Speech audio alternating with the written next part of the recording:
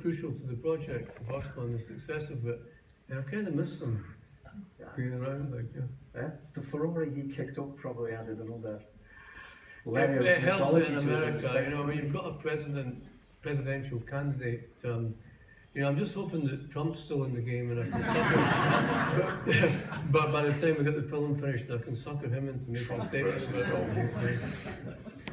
So you've moved to the States quite a few years ago now, and it's pretty much, I mean, talking about films, but television really is, you know, in terms of real complex drama and storytelling through moving pictures, television over the past 10 years or so has wiped the floor with movies really, and HBO I think have been at the forefront of that. And you've been in and out of their offices, haven't you?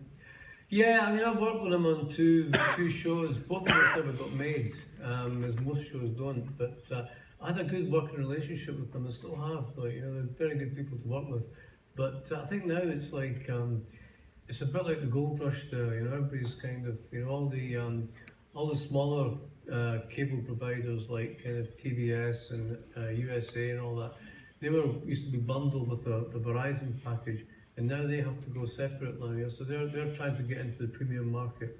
So you've got like HBOs and Amazon and Netflix and Showtime and Hulu and all that, they're buying everything that they don't really intend to make just to keep these guys out of it. It's like kind of defensive marketing. So it's really, it's quite an interesting time, and I don't know where it's all going to wind up, to be honest, but they're all kind of going pretty crazy there now.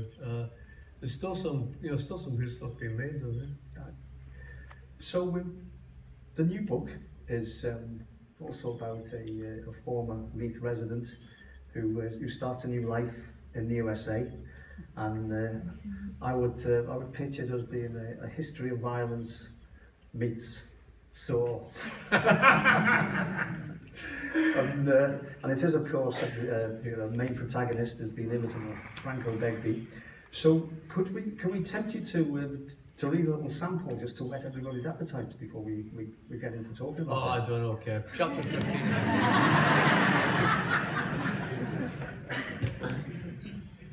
Yeah, I'm going to read a bit. This is like when Franco comes back to Edinburgh, and he kind of doesn't want to come back, but his son's been murdered, so he feels he should go to the funeral. Very reluctantly, he's not really that interested. So he's met his other son Michael, who they didn't get on, they had a big fight, and he wants to go and see his ex, June. Michael's ostentatious non-cooperation is superfluous. The address he's heading for has stuck in Franco's mind, as it's next to the stair where a much-hated rival of his had once lived. Walking from the foot of the walk along Duke Street to Easter Road and up Wrestlerig Road, he looks at a video clip that has come in on his almost dead US phone. Grace and Eve are sitting on the couch waving to the camera, one with enthusiasm, the other coyly guarded. Melanie's text, "We miss you and we love you."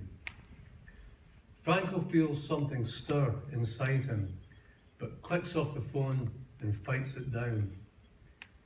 It is Loch End, and in the drizzle and darkening streets surrounding him, conjuring up nothing but a steady flow of paggers and vendettas past. This is no place for him to be conflicted. He lurches into a bus shelter and pulls out his new Tesco's phone, trying to punch in Melanie's cell number through the use of antiquated multifunction keys. Rage rises in his chest and he tries to breathe slowly as the activity of his big fingers and the jumping display on the liquid crystal, the shifting hieroglyphics slowly start to take shape as a number. Present with him in the bus shelter, a dead pigeon, a discarded kebab, which looks in better shape than the deceased bird, and two empty tins of Tennant's Super Lager, one stacked neatly on top of the other. Euphoria rises in Franco as Melanie's full number with the US +1 dialing code is completed in its entirety. Then the phone dies, it just switches itself off. Franco presses the buttons feverishly. Nothing. It's perished. He looks at it in searing fury, about to crush it under his heel. Instead, he boots the cans down the pavement and stuffs the phone back into his pocket. Breathe. 1, 2, 3. The rain has whipped up and beats on the back of the bus shelter as Franco briefly succumbs to a phantom memory, warm and good, but never completely dancing out of his mind's shadow to fully reveal itself. A girl's hand touching his, her hair grazing his face, her scent in his nostrils. Did things like this happen to him before Melanie? Surely yes, but he can't allow it. He can't permit this place to be anything other than what he's made it. Then the drumming eases off as the wind drops and the rain peters out, back into a thin drizzle.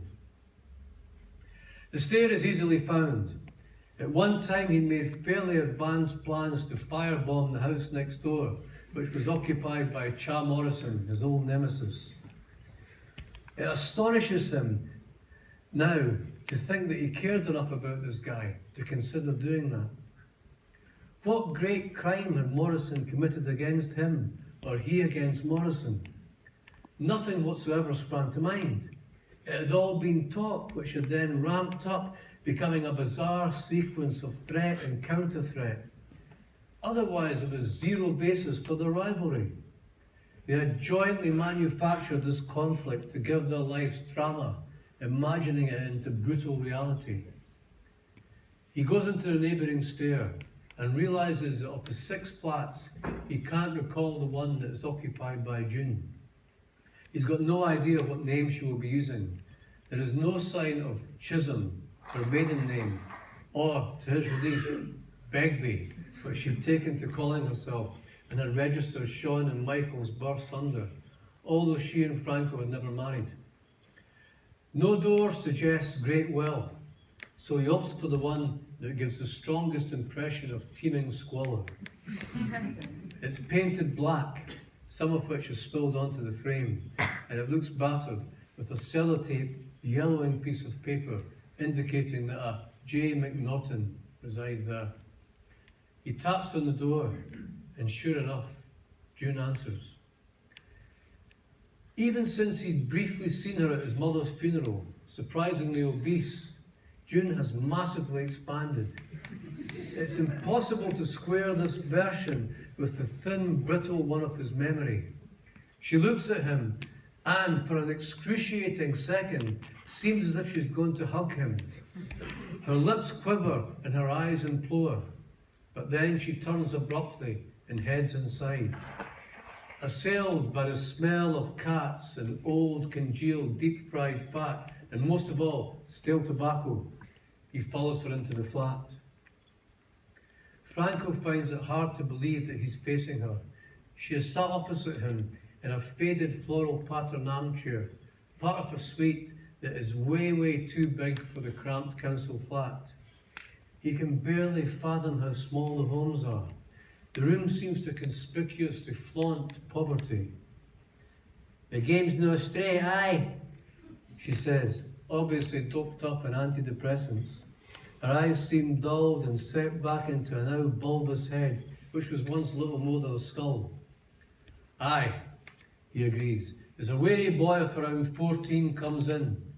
He fixes June with a sneer of defiant belligerence as he picks up a packet of cigarettes from the coffee table, then swiftly leaves. Yours? Franco asks. They are my fags! She shouts after the departing boy as she sparks up again. No, the fags, the laddie. Aye, that's Gerard. June takes a drag, her cheeks buckling in. I've got Andrea and Chloe Tay, as well as their Michael and Sean.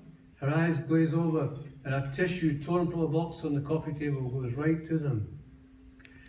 As she coughs raucously, Franco watches June shake, her fat wobbling inside shapeless, washed-out leisure-wear garments.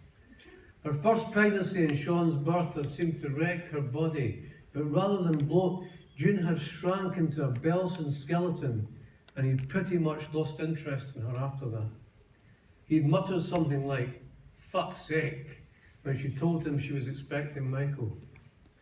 There had been the jail and their domestic life together, in which she recalled her bathed in blue light from the television set through a fog of cigarette smoke. June is now obese and looks as grey-skinned as he'd done after his longest prison stretch. She inhales again, her chunky face caving in so radically it's as if her teeth have been extracted. "So you got married again, eh?" "Aye, official," he announces, looking coolly at her, waving his rings. "No just common law. We had to, from immigrant status. Wanted to as well, but if you feel the love, why not make the statement?" June bristles a little. "Aye, they say it was an American lassie that you met in the jail." "She was an art therapist." "Aye." She expects me to say, "I ken how it looks." Fuck that. "She's young, good-looking, intelligent, from a wealthy family. We've got 2 lovely daughters. So what about you? Any romantic ties?" June looks up at him and coughs, managing to shake her head before being beset with an eye-watering fit.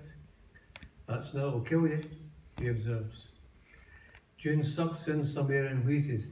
"You pack them in, likes?" "Ah, stopped to pave as well. Got bored with it all, eh?" "What about the other stuff? The fighting?" "I got fed up with the jail. This art thing's a good living and I enjoy it." June lifts her head. It seems to sink back into her body. Franco can't discern the neck. "You were always good at that, back at the school." "Right," Franco laughs. "Angie Knight, when she heard you were back, she goes to me," and June's expression takes on a coquettishness he finds grotesque. "Tell you what, June, I wouldn't be surprised if you and Franco ended up back together." "I would," Franco said brutally, thinking, "She's a fucking simpleton. Why didn't I see it before?" Probably because I was too. June's face suddenly and dramatically flushes red. It's such a violent, abrupt transformation that for a second, Franco thinks she's having a seizure. Then she starts to cry. "Your son, Frank, your Sean, what are you doing about it? Somebody killed that laddie and you're doing nothing about it." "See ye," he says, getting up to leave. It was a familiar pattern. They would whisperingly condemn his violence with those sour, baleful expressions until they wanted some cunt sorting out. Then he would suddenly become the big hero. Manipulation. He discussed all this with Melanie, with his mentor John Dick, the prison officer. It has suited them all to keep him as he was. It still suits him.